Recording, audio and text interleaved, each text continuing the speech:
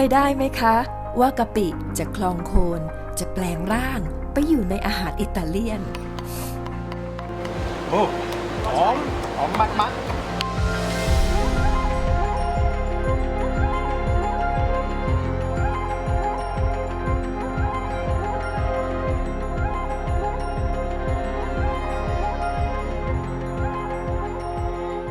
กะปิเป็นอาหารประจำถิ่นไม่ใช่แค่ในไทยค่ะแต่รวมถึงประเทศทางตะวันออกเฉียงใต้แล้วก็ทางตอนใต้ของจีนด้วยในไทยเองนะคะมีการทำกะปิในหลายพื้นที่โดยเฉพาะในเขตชายฝั่งอันดามันค่ะมีข้อสันนิษฐานหนึ่งบอกว่าคนที่คิดค้นกะปิคนแรกก็คือชาวประมงที่ต้องการจะเก็บกุ้งเอาไว้กินนานๆค่ะเลยมีการหมักเกลือลงไปในกุ้งเพื่อเป็นการถนอมอาหารนั่นเอง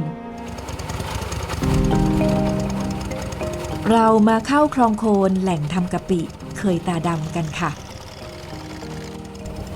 สิ่งแวดล้อมของคลองโคนมีป่ากงกลางแล้วก็ติดกับอ่าวที่เป็นรูปกอไก่รวมถึงอาชีพของบรรพบุรุษที่คลองโคนเนี่ยมีอาชีพในการทำกะปิเคยมานมนานแล้ววันนี้คิดว่านะคะเราน่าจะมีการตามหาการรอคอยของการรอเคยที่เป็นกะปิของคนที่คลองโคนว่ากะปิคลองโคนที่ทำจากเคยตาดำนั้นเนี่ยมีความพิเศษมีกรรมวิธีหรือมีส่วนผสมอะไรที่ทำให้กะปิจากคลองโคนนั้นเป็นเครื่องปรุงของอาหารไทยระดับเทพผู้ใหญ่สมหมายจากกลุ่มวิสาหกิจชุมชนของคลองโคนนะคะเริ่มต้นพาเราไปรู้จักป่าชายเลนที่เป็นบ้านของตัวเคยสมัยก่อนนั้นการเลี้ยงกุ้งกุลาจะบูมมากก็ชาวบ้านเขาก็ตัดต้นไม้ตัดผางป่าเลยเพื่อจะไปเลี้ยงกุ้งกุลาแล้วก็อีกตัวหนึ่งก็คือเคยตาด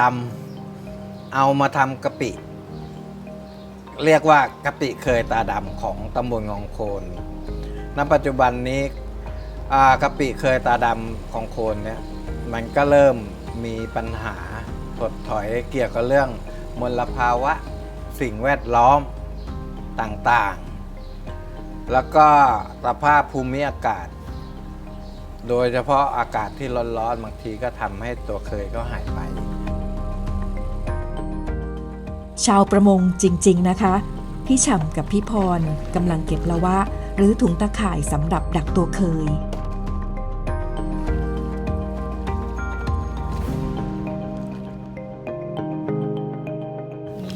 เพราะเขาจะมีเวลาของเขาเนี่ยเคยเนี่ยมันจะได้แค่เดือน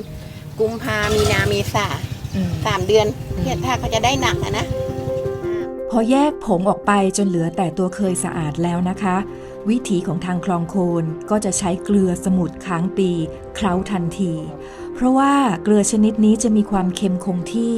แล้วจะช่วยรักษาความสดและความหอมของเคยเอาไว้ได้เป็นมาตรฐานแบบทางคลองโคนซึ่งต่างจากการทำกะปิที่อื่นค่ะสิ่งที่เราเอากลับมาให้ดูไม่ได้ไม่ใช่แค่ภาพนะคะสิ่งที่เอามาให้ดูไม่ได้คือกลิ่นแล้วก็สัมผัสที่นิ่มกำลัง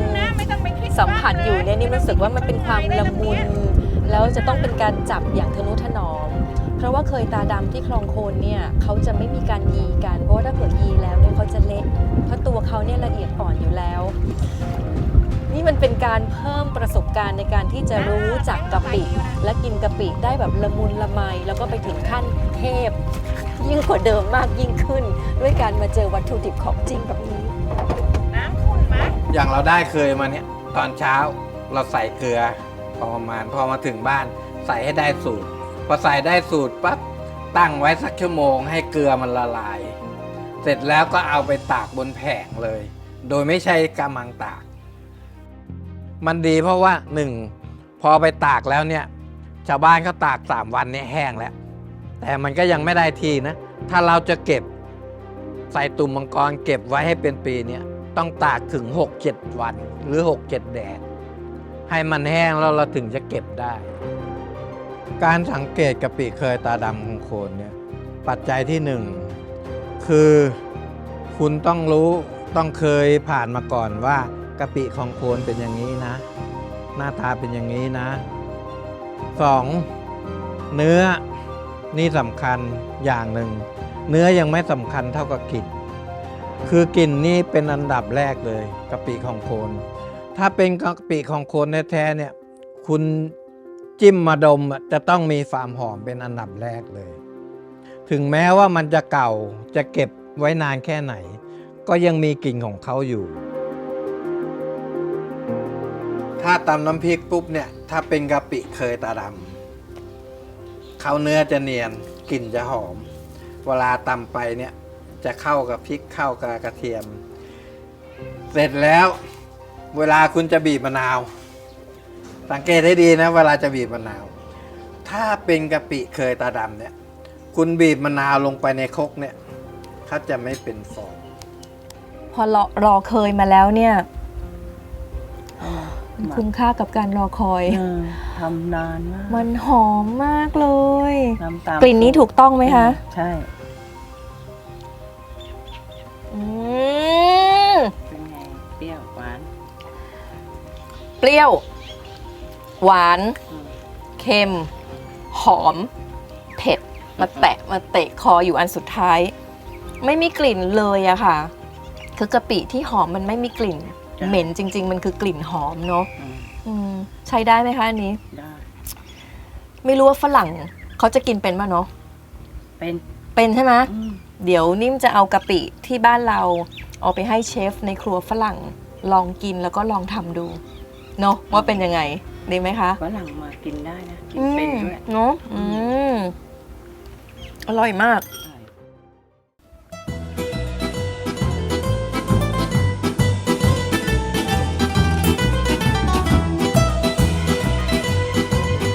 Welcome!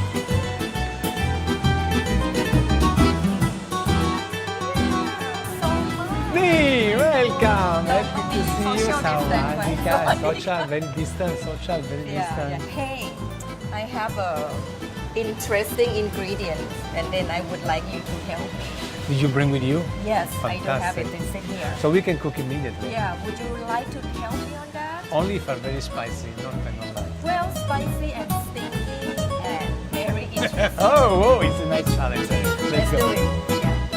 กลิ่นกะปิทำให้เชฟลูก้าคิดถึงเกาะซิซิลีทางตอนใต้ของอิตาลีนะคะ In Hong Kong, they say, no, you have to taste, you have to taste. But it was before lunch. I just barely had my coffee. Can you imagine? For a Farang, test the capi in the morning. He said, okay, I will take it. Then the guy arrived to me like this. Look at, Falang, Malinoy. And put this in my nose. Like, I said, oh. Huh? Oh, ma. เมนูในวันนี้เขาก็เลยทำสปาเกตตี้ทูน่าน้ำพริกกะปิค่ะ ขณะที่รอให้เส้นสุกนะคะ เขาก็เริ่มตำน้ำพริก ใส่ซอสน้ำมะเขือเทศเชอร์รี่เหลืองที่ทำสดๆ เทลงไปในกระทะ พอเส้นสปาเกตตี้สุกก็เอาลงมาคลุกในกระทะซอส ใส่ทูน่าอาบน้ำพริกกะปิลงไปคลุกให้เข้ากันด้วย ตบท้ายด้วยการโรยหน้าด้วยถั่วเม็ดสนหรือพายนัทเพิ่มความมันและความกรุบเบาๆ ว้าว It's the time to taste. Yeah. All right.